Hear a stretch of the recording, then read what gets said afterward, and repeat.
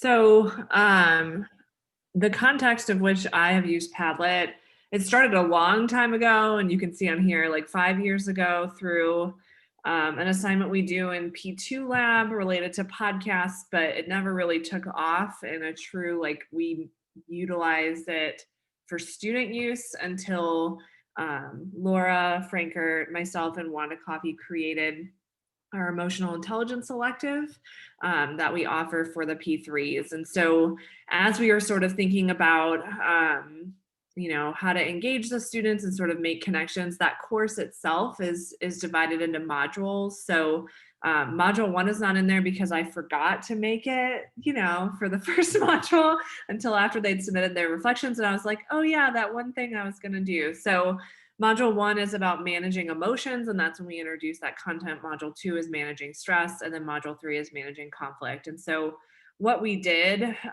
the students were required to submit reflections about their personal and professional growth at the end of the module, but we also asked them to participate and contribute to a Padlet so that we would have sort of a repository of different resources, media items, what have you. So the students, we did not require them to make accounts. And so that is why all of these say anonymous, because I didn't feel like making them make an account, but certainly if you do, it would tag them with their names, because you can see down here, like I posted one to begin with. Laura posted one about what she does every single week for herself. But we did ask the students to post their names because they had to submit for grading. So really, we told them for this, this course is a little touchy-feely, which is not normal for a lot of our pharmacy stuff. So we let them kind of do whatever they wanted, whether it was infographics. We talked a lot about burnout in this section of the course. And so a lot of that you can see threaded through that. But some students posted pictures or infographics. Some posted TED Talks, which is this one actually that I use in a topic discussion with our P4 students on rotation, just pretty interesting and reframing our stress response. Some posted articles, podcasts. So it was really nice to kind of see them digest and post something that they were personally interested in. And I will tell you, we didn't ask them to consume one of these, but I think in the future, as Laura and Wanda and I, because this was the first time we taught the course, as we start thinking about how to utilize this even more, we might incorporate them having to consume someone else's post in some way and reflect on it. But it was just a nice way to kind of put things together and let them look. So that was the managing stress one. And then the other one I have is managing conflict. So you can see we did it as just like the random wall, because I'll tell you, I did not even know that all those options existed because I've had Padlet for so long before they built all of those cool things now that I was just like the default. So I'm excited to look more at those, because we just built it as like the random wall of stuff and obviously built the instructions for them so that they knew how to add a post and all that. But it's very simple. It's very intuitive. You can just kind of hit the plus button and then it will ask you, you can just write something. Do you want to title it? You can put a link. You can upload. You could attach your own picture if I wanted to put a picture of my cat, because he does cause me conflict. So, it's, to my mind, very intuitive. And we didn't have any students being like, I don't get how to do this. I did get one email of I don't know how to operate this. So I think that's a big benefit of Padlet. And I could see it being something that is a little bit different and maybe nice to use for back channel questions, because visually it is pretty nice. And I think sometimes students get weirded out by discussion boards because they seem scary, and maybe this is slightly less scary. But yeah, you can do screen records, voice. There's so many options. But that's pretty much what we've done. I've done it for other things. Somehow I have more than 3. I don't know if they're all active or not. Maybe I just have I definitely don't pay for it. But I've done it where we've run teaching programs for technician trainers, and I did a Padlet with that with different resources. So I just like it because it's visually very appealing and easy. So that's all I got. Thank you for sharing your examples. Yeah, I think Abby, you and Laura were the first person who'd ever mentioned Padlet to me. I was like, no, I've never heard of it. Now here I am, obsessed. Yeah. There's so many different ways you can use it. Yeah.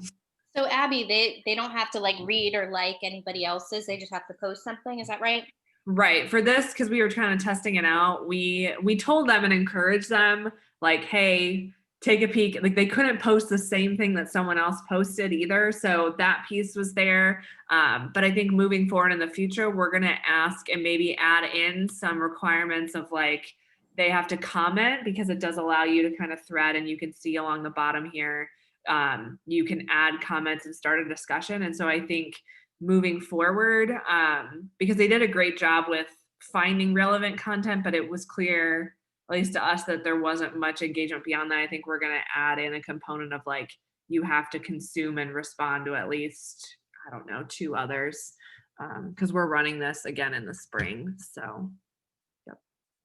Very cool. Yeah.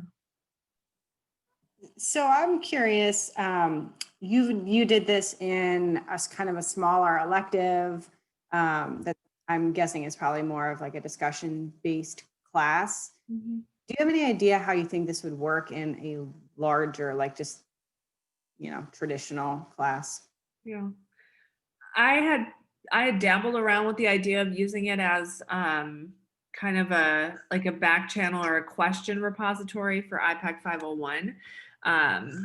And the reason why I didn't is because we had to transition to Canvas for that course, and I was already worried that they weren't gonna be able to manage Canvas. But I think it is a nice way to, if students have questions, or you maybe want to share with them a video, they ask a question, you're like, oh, I don't understand the mechanism of this. You can, if there's a really clean video, you can reply with that. I think there's a little bit more, again, aesthetic appealing versus like a traditional discussion board or just sending emails. I think it kind of lives in real time. And I think that might be one way to utilize it. I'm assuming, I don't know, Katie, if they can embed in Canvas or Blackboard. Blackboard, we could not truly embed. We just had the link and then they clicked on it and opened it. But I don't know if Canvas, I would assume, because you could probably, the way Canvas works with external links like Google Docs, other websites, I've embedded those in my Canvas and it shows in real time in the Canvas page. I would imagine this would be the same, as long as you have the web page and you know how to add it as an external link. So I would imagine Canvas would let you embed it. Yeah, there are a couple different ways that you can embed it depending on kind of your use case for the tool. And I can show a couple of different ways that you can do that. I'm more familiar with it, embedding it in Canvas, truthfully, just because we're moving in that direction. And I've been looking into alternate ways to do that. And I can also kind of touch on the different types that are available in the agenda. Or in the calendar invite, there is a link to the agenda and there are some additional links there for your reference. There is a video that also goes over a bunch of the different types, but even, I think the video is only like 2 years old, but there's still been types added since then. So I can just show you, some different types, and you can actually, I can demonstrate this. You can remake any of your Padlets and make them a different format. That was something that was really helpful to me, to help me save time. If I thought, okay, maybe this would actually be better as like a wall as opposed to like a stream or something like that. There might be better ways that you can organize it. So it's kind of up to you. Something that we didn't do with this, because I trusted the students, but it does exist, is you can make it locked or like approval only. So if you're worried about students posting weird stuff and you want to pre-approve it or kind of review before it goes live to the board, you can turn that setting on, which I think is really nice, because again, if you're letting them post whatever they want, or you have concerns and you just want to look at things before it goes, that has that ability. Yeah, and there are different sharing options that you can select too, and you can control, do you want visitors to be able to write on your board, or do you want them to only be able to view it, or do you want them to be able to edit other posts that already exist on the board, for example? So there is some granularity there in who you share it with and what they're able to post. I think it helps to set those kind of expectations for how you expect students to interact. Like in your second example, there was a set of instructions about like using Padlet and navigating and just kind of outlining some of the core functions that you would expect them to use and how they would be expected to use it. I think that's an important part of implementing it too.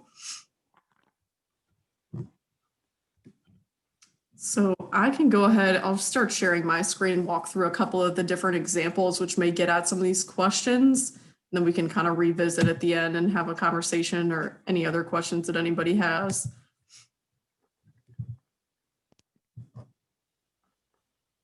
Okay. So this is the video I was talking about that had different layout ideas. I thought this person did a good job. There are a lot of K through 12 teachers that post about using these free tools in really creative ways, probably because in K through 12 education, there's more of a access to resources challenge. So there are some really great tutorials out there from K through 12 education that are actually really relevant to higher education. So if that's interesting to you, I think that video is really helpful. And the kind of muddiest points layout. So if we go to make a Padlet, and there's this back channel layout. So that's what I selected to create this kind of like discussion board. It's kind of similar to like the Google Slides Q&A function, except it's more like publicly accessible. So they're not just asking it to the professor or the instructor, they're asking it in kind of a general forum. And you can go over here, here's some different settings. So you can allow people to like it, vote it, star it, grade, if you want to use it for grading purposes. To my knowledge, or I do not yet know of a way to integrate the grading function in Padlet with Canvas or Blackboard. I don't know that there is or will be a way. So I would say it's more of an informal, or you're using this as a reference to give them a grade for participation or something like that. But you can allow them to upvote. So if someone has like a shared question, for example, they can add it there. So that's just kind of a simple back channel. If you want to keep maybe an ongoing muddiest points open link, you can choose to like clear it every so often, but it's kind of just like a more engaging muddiest points repository that's also everyone in the class can access it. That might reduce it. With that back channel QA though, like only the owner can respond, right? So students couldn't respond to another student's post to like answer the question. Is that right? To my knowledge, yeah, the commenting feature here, let me see. I have 2 Padlet accounts, so this is part of, yeah, this is the right one. Okay. Whereas on other Padlet boards, there is the ability to turn on commenting. Here, it appears to be just kind of a posting board. So if you're wanting students to be able to answer other questions, it might be more appropriate to do like a Canvas or something like that.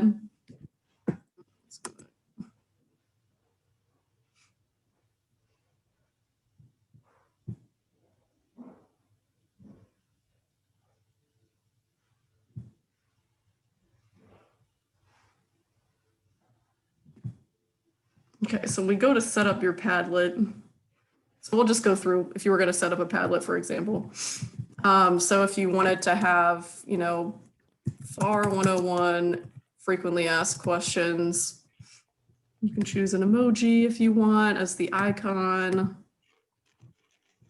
You can choose your wallpaper and things like that. So this is where if you want to display the name of the person above each post, I usually just enable that by default. If they're logged in, it will show their name. If not, they'll come up as anonymous. This is where that commenting function, so the back channel is really just allows you to have a series of questions all in one place. This will allow you to enable comments on posts.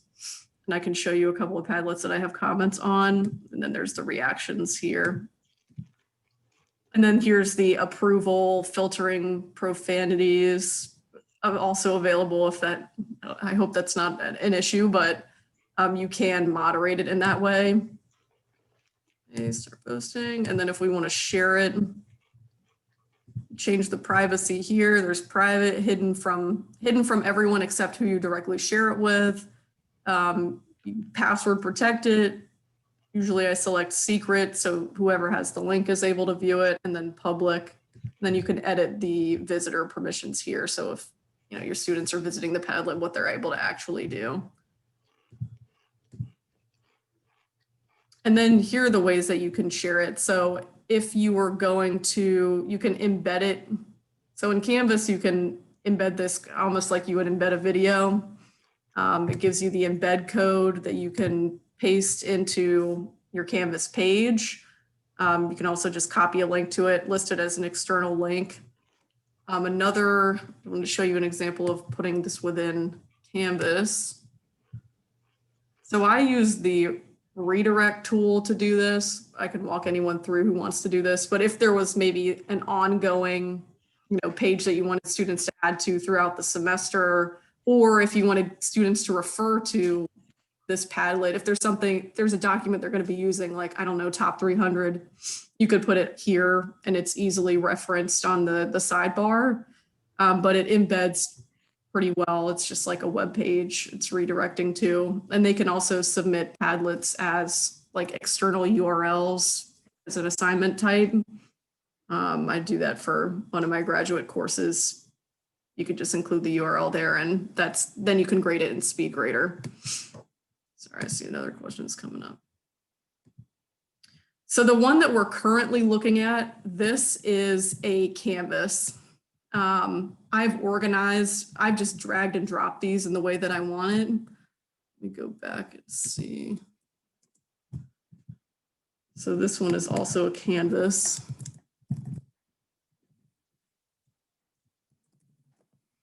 So here I can just drag these around wherever I want, which is an advantage in some ways, and others it can maybe be a little bit disorienting, or it's less linear in that way.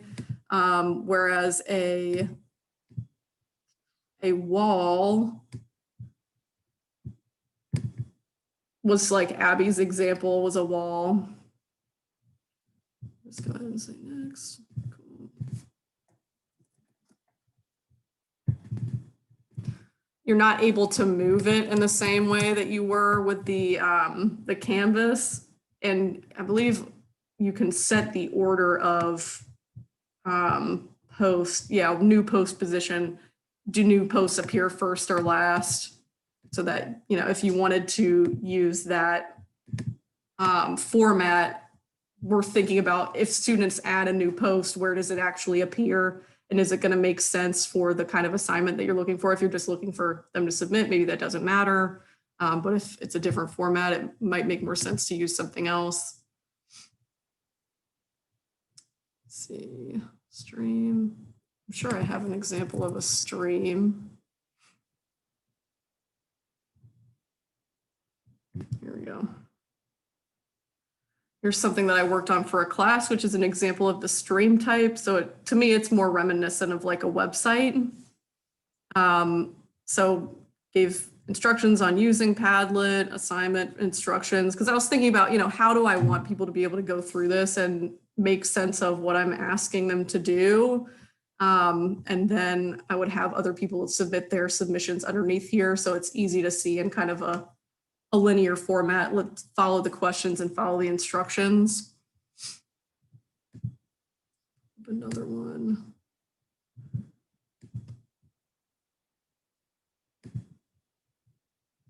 See what the name of this one is. So I have another format option that they have is very column based. So it is a shelf. So I use the shelf. This is just what I use every week for my reflections for one of my graduate courses. So I kept some course assignments and like core documents on this left-hand side, and then because there are so many weeks in this course, I didn't want to use a wall because I felt like it would get too confusing and it would be difficult to categorize, like, what was it that I was, what was I learning about in that particular week, so I could make it more topically oriented, so I could use it myself as a reference later to say, oh yeah, we were talking about, assessment in this week. There was something that I found that I thought was really helpful, so I could use it myself later. And for my instructor, so I didn't want her to have to navigate a wall to try and find where I'd put my reflection for that week. Let's see, I think I had a couple other examples. So here's another one from this is another Canvas format, so you're able to kind of drag and drop wherever. So this was a discussion board assignment that my professor put together, asking us to kind of share on a certain topic, so it's personal learning networks. And as you can see, some people added some comments here. You're able to see, that she enabled liking. There were a bunch of comments under this one. There's kind of a back and forth on that one too. Yeah, here's my submission. I heart Padlet. I think sometimes if people aren't familiar with Padlet, they use it more like a traditional discussion board. And so kind of illustrating that you are able to do things like pull in links or, submit an audio recording instead of a written reflection can really leverage the ways that students can think creatively about using Padlet, because I think we're really used to submitting a reflection as just like a written, this is my discussion. You can use Padlet to promote kind of like an alternative approach to discussion boards, but there's still, it has that threaded reply, but it's a little less linear and a little less structured.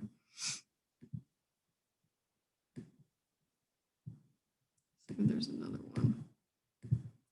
Also wanted to show a quick example. I'm just going through some examples to show you all just some different ideas of, this is another Canvas layout. So I can put this wherever I want. So the challenge with this is always for me trying to make sure that it makes sense where I put these different objects, and making sure that I included some instructions so people understand that you can scroll and you can move your little text box around and things like that. I used this Padlet for a synchronous activity it was a pharmacy technician instructor symposium. So it was a presentation about teaching with technology and applying universal design principles to teaching with technology and bring those things together.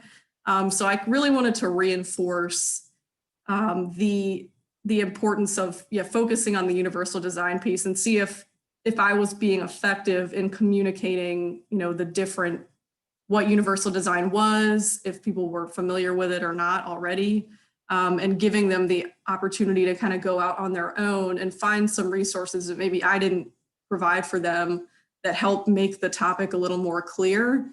So provided some instructions there about using the tool and what the expectations are, gave them some resources here, because I can really easily embed the resources that I suggest that they referred to get started.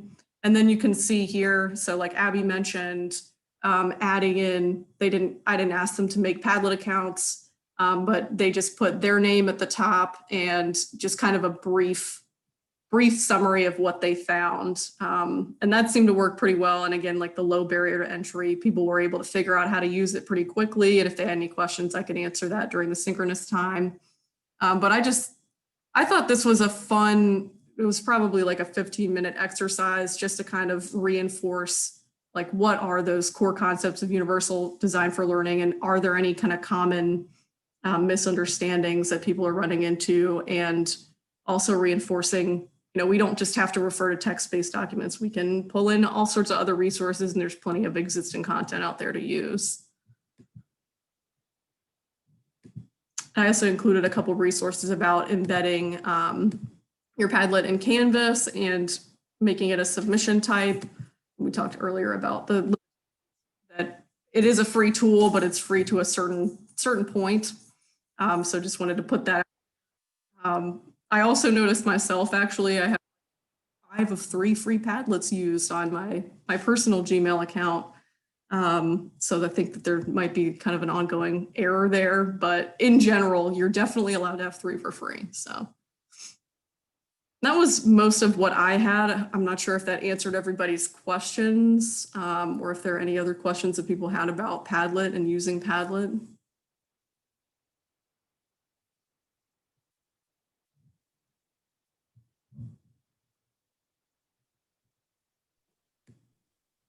I don't know if I have questions. I was just going to ask our sort of colleagues on the call how you folks are envisioning using this sort of in your courses. What are some cool ideas that you guys have after sort of running through this?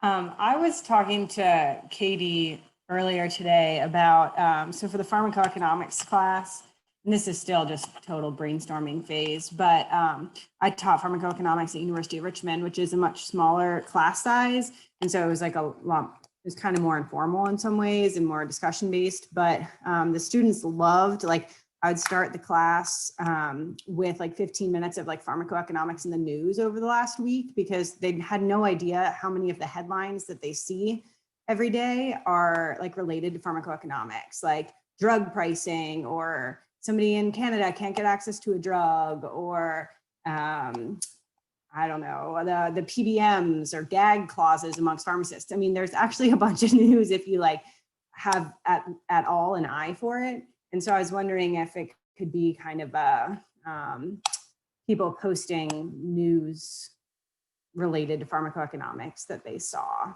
But I don't know how big the engagement would be on that, unless I like obviously required it in some way. You know, maybe if I required them to post twice in the semester or something like that, then I'd see a little bit throughout. But again, I don't know if it's totally applicable to like my UR students all like really wanted to be in that class and because they're like seniors and this was an elective. And I know that I'm up against people who probably don't think that they like pharmacoeconomics when they enter my class in the spring.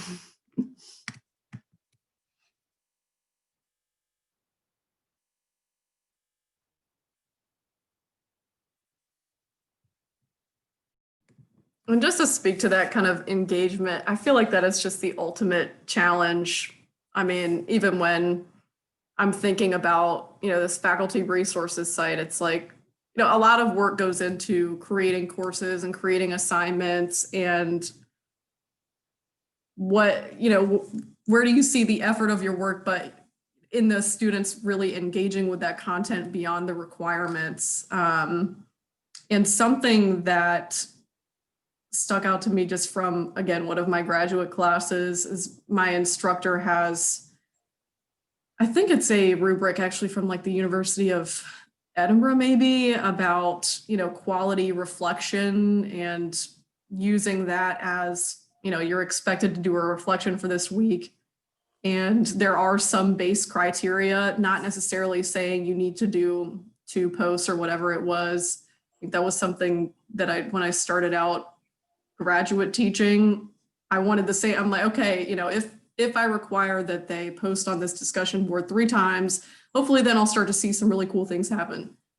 I don't know that I saw some really cool things happen that wouldn't have happened if, you know, the student already inclined to do that wouldn't have participated, because they would have participated anyway. It was really the additional comments that, you know, yes, I agree with you, Justin, and I have 2 more that I'm forced to tell. Yeah, I don't actually care. Definitely how I used them as a student, like, you know, back in college, like 10 years ago or whatever. Right. So finding the balance of like reward for like seeing the intrinsic value in this, I think is biggest motivators, because I know, you know, on my graduate discussion boards, maybe they're more motivated than the average student in a more generalized class that they didn't necessarily select to take. But that intrinsic, you know, here's the general rubric that I'm going to use your reflections. I'm not going to sit there counting your posts. You don't have to sit there saying I've done 3 posts or whatever, and that's engagement. Making it more of like a reflection or a critical analysis kind of exercise potentially could be helpful. Yeah. It's challenging. So that's Just wanted to say that because you mentioned it, and I know Abby also mentioned it as kind of a challenge of people have put things on this board, but then like, what do we do with it from there? Katie, I think for me, and maybe it's because I don't understand Padlet like as well, because I just haven't like utilized it. Like, you know, there is something to be said about like actually using something to figure out its strengths and weaknesses. But I think for me is I feel like what would be the best way to use it when I only teach classes that are like 100 students or more? I feel like the board can probably get pretty clustered. And if I'm expecting people to like add something unique, you know, if you're the 127th student to add something to the board, it might be a little more difficult for that. So then I was like, well, maybe I could do it in teams. You know, 6-person teams, or maybe even like combine 2 teams together. But then I feel like would I reach my board limit? If that makes sense. So, you know, because I was like, oh, I could have them look up articles, you know, that are relevant to a topic, have them do that like once every like 2 or 3 weeks. I mean, I was even thinking like I could do it like a once a week, like these odd number teams do it, or these 5 teams do it. Next week, these 5 teams submit.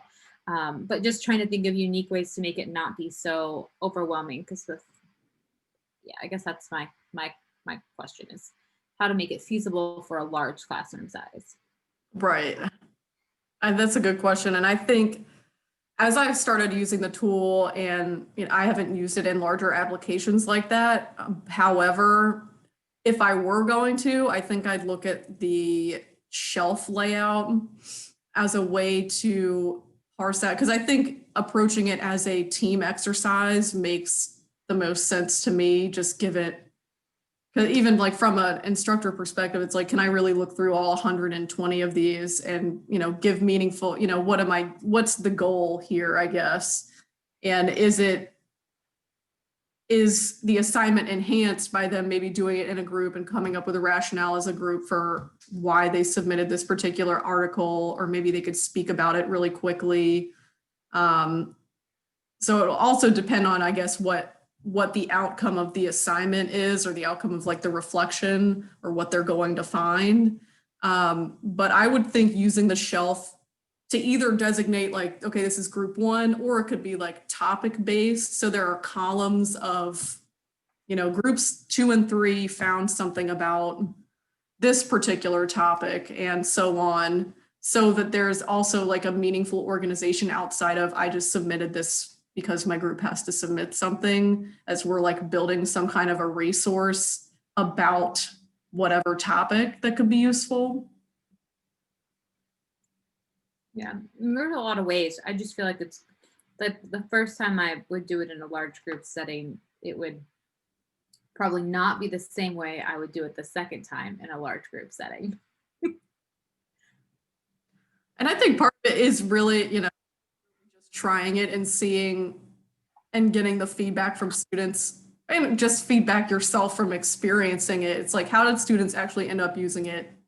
You know, like Abby's example, like there aren't a lot of comments on there. People didn't comment. They've visited to see what else was out there. Am I duplicating? If not, okay, here is my submissions on this topic. And it creates like a cool board of, you know, multiple resources on this one given topic, but the goal wasn't necessarily that they were going to discuss them. Maybe that was what class was for.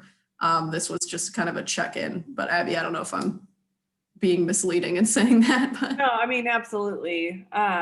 You know, we were just trying to get them to, you know, make connections beyond what we had sort of fed them and what we talked about. And so, you know, I'm a huge part of it was selfish, because Laura and Wanda and I are all like huge podcast junkies, and you know, this is the stuff that we all love. And so we were trying to get them to like recognize that it isn't just us telling them it's important, that it's in, you know, media and other places as well.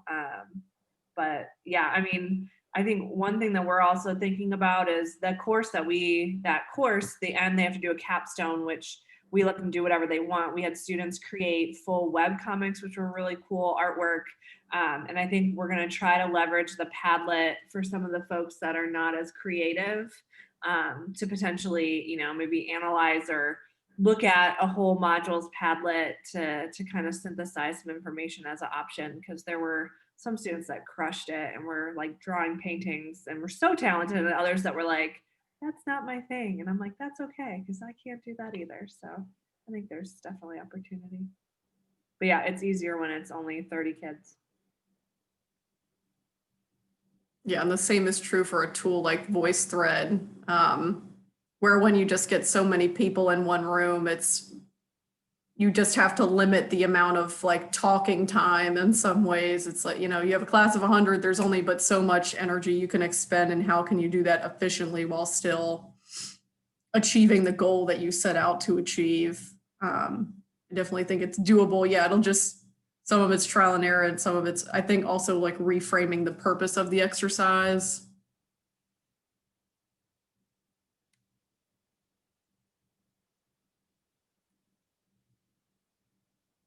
Was there anyone else that had any other questions or ideas or things that they're thinking about?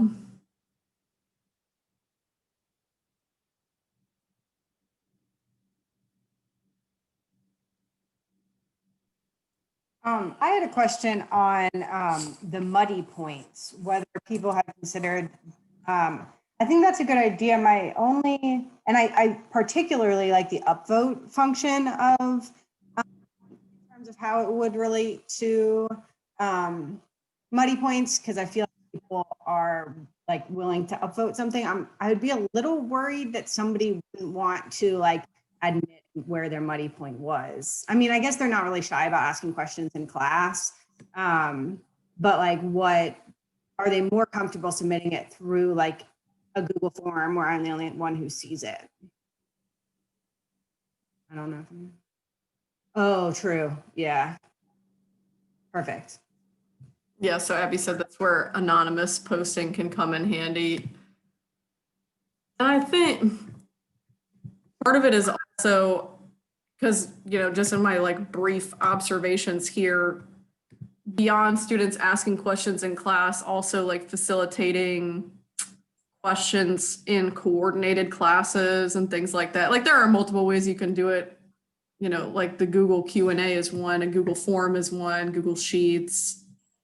It just depends on, you know, what is the benefit of putting them all in one place where someone can see them and access them as like kind of an ongoing board?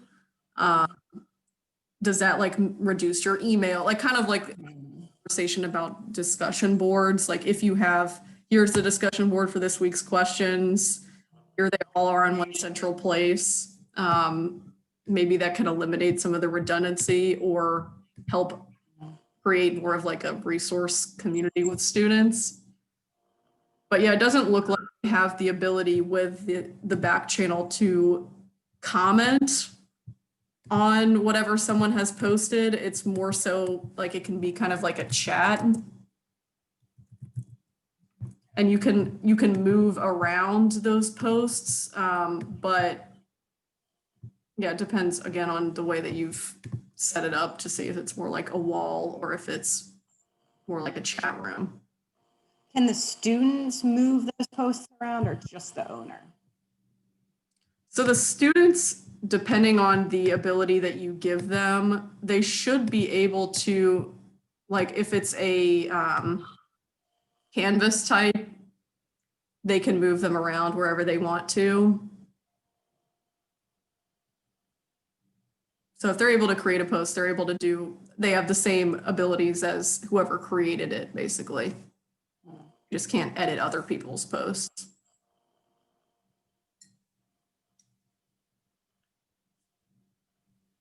I think half the battle for anything is just like forcing them to do it in the format that you want. So like I tried to do the course Q&A discussion board route and say like, all your questions, please post them. But I caved very, very early because students would just constantly email. And from what I've read based on online courses, and my course was asynchronous, but it's like you have to basically hold firm and be like, no, put it on the board. You know, and so knowing yourself, I just was like, whatever, I don't have time and I don't want to have to constantly redirect. And so I just dealt with the questions. But I think that can be half the battle of just like resetting their thought process to be like, oh, all of these questions do need to go in this Padlet or in this place. If I do that, if I'm the only one who does that, am I going to get a Dr. Patterson just isn't accessible? She won't respond to email questions. You know, I mean, but it's a balance. And I think, you know, they learn over time. You will probably get that. But I think the more, you know, if you are responsive on whatever device or, you know, media that they're asking or you're asking them to post in, I think, you know, the comments should hopefully die down. I don't know. I just couldn't. I was like, I'll just take emails. It's too much for me.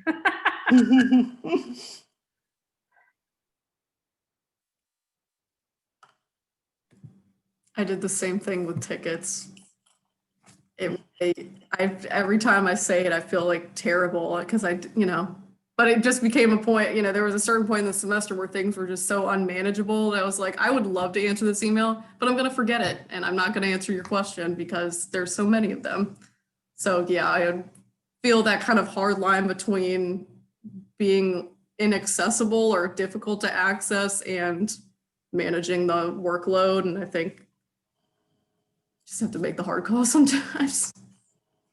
I never thought you were inaccessible because of using tickets. So hopefully your students wouldn't think that either, but I don't know.